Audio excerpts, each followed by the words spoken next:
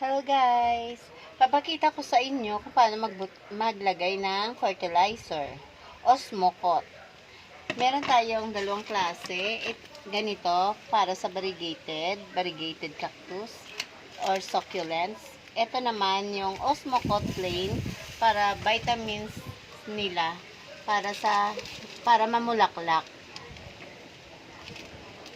Ito guys, ganito lang maglagay oh. Ganito lang maglagay. Super focus talaga ang aming video kasi itaas ako ng tori ni David. Ha! Ari oh. Ito guys oh, ganyan lang kadami.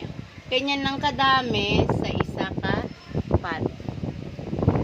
Yan. Ganito lang kadami oh. Yan. Ilalagay natin dito.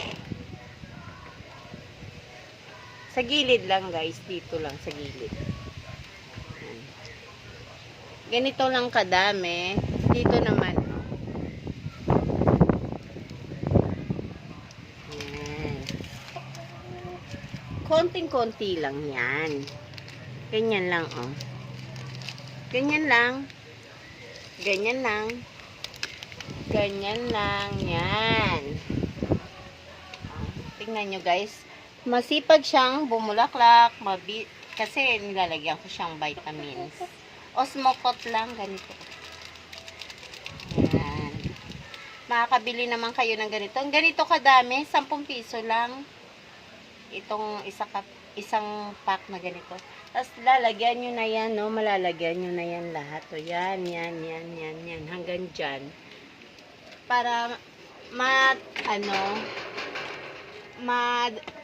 magpo-produce sila ng flowers.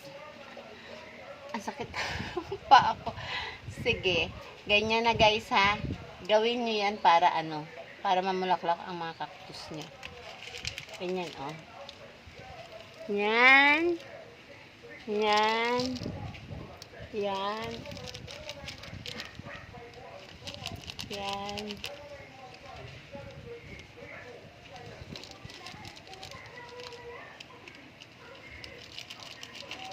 Yan, ganyan lang. Yan.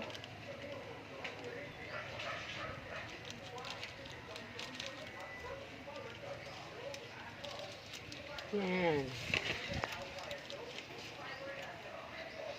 Ito ang lalaki na kasi nito. Ang tataba na. Oh.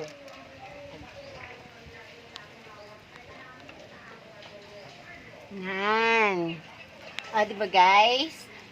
Para maging healthy ang cactus nyo at saka succulents. Sige. See you next vlog. Bye!